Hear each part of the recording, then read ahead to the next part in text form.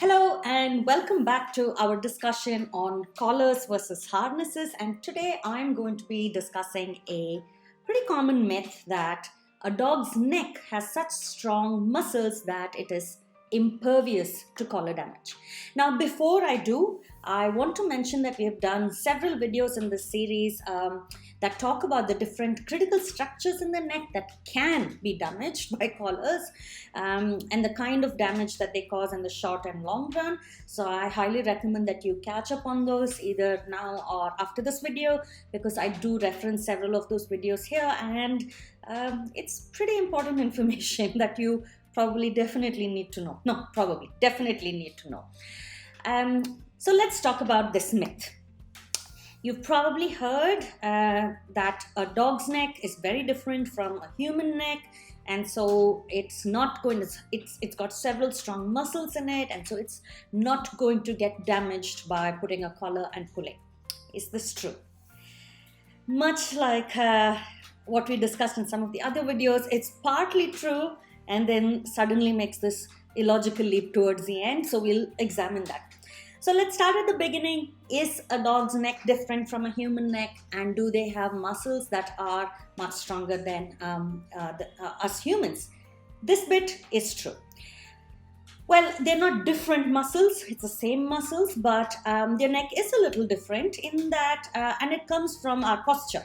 So a human head sits on top of our shoulders, and so the center of gravity kind of runs straight through, and we have a relatively short neck, so it's not that hard to kind of keep the head there, if you know what I mean. An example that I tell my students to think of is think about doing clay modeling, and if you were modeling a human being and you create this little head. Now the head is a pretty heavy organ compared to most others, and so it can fall off, but it's not that hard to kind of keep the head on top of the body because the neck is quite short and there's this like nice center of gravity running right through. With a dog, that is a bit different. So a dog's head, for example, is not here but here in front, and something has to keep it up. There's a longer neck and something has to keep it up, otherwise it's going to just fall. Again, think of clay modeling. You have a heavy little head on the front of it and it's just going to fall. So how does the head stay up? Because there aren't any hard bones there. I mean, a hard column-like structure there. It's just the only bones there are the vertebra, and that is a chain-like structure, which is not really going to hold it up. And that is done by the muscles. So they do have pretty strong muscles. But where are these muscles? Now, these muscles, so if the head is going to drop, like this and it needs to be held up, then the muscles kind of need to be on the back. So let's get Maya here. So to hold the head up here and not just have it sort of drop, it has to be pulled up, and that work is happening on the back here.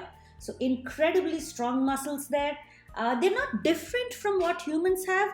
We also have the trapezius, the rhomboideus, and then there are a bunch of others, brachycephalicus, and so on and so forth. So they're pretty much the same muscles, but they're much bigger and stronger in a dog, and some of the other animals are probably going to have even stronger versions of it. So that bit is true. Now, the next part of it, that this means that a dog's neck is not going to get damaged by a collar, that bit is not so true. And to understand that, do go back and catch up on some of the other videos. You'll see that several of the structures that we spoke about are not really residing here. They reside here. And here, we don't really have those strong muscles. And to understand this, you can actually feel your own muscles, because again, it's the same muscles we're talking about, just dogs have it stronger and bigger, but it's the same rhomboideus and trapezius and so on and so forth. So you can feel that they're there on the back of your neck and you can kind of knead them. And then when you come to the front, you can't really do that.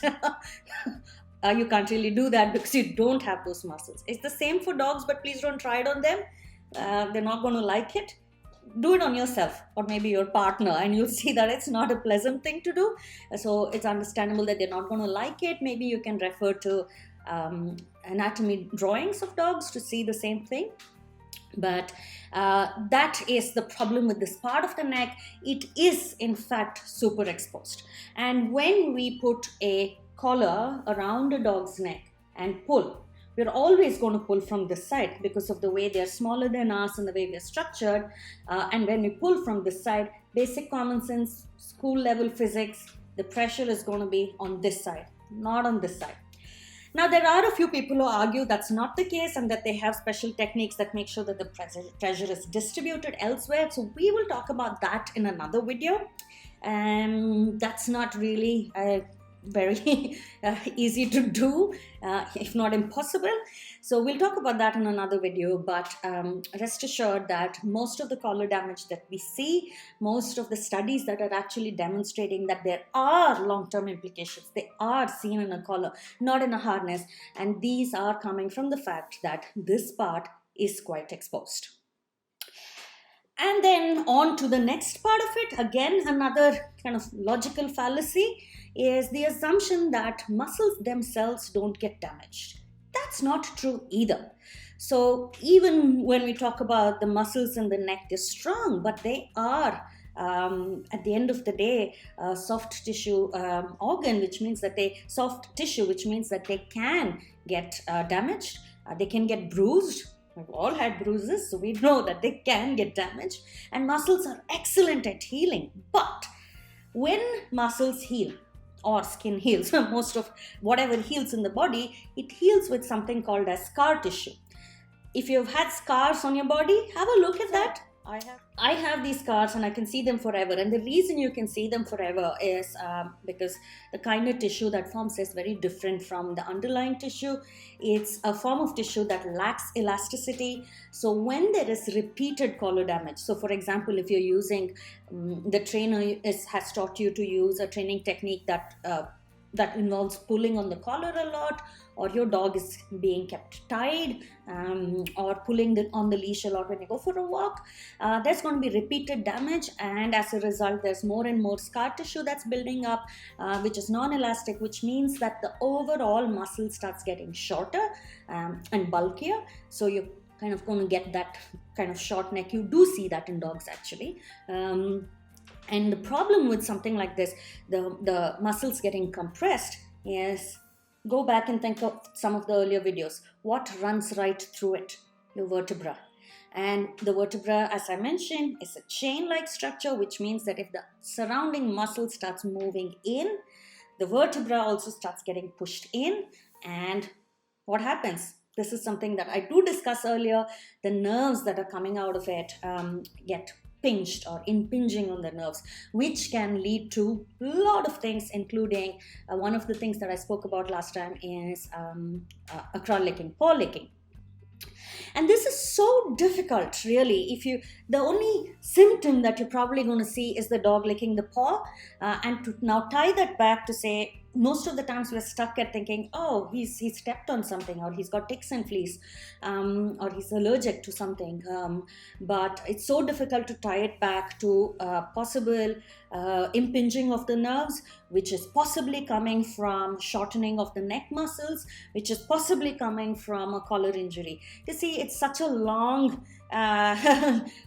string of events that happens over such a long period of time that it's so difficult to tie it back, and therefore it's so hard to see what causes it and fix it and correct it and reverse it very early on.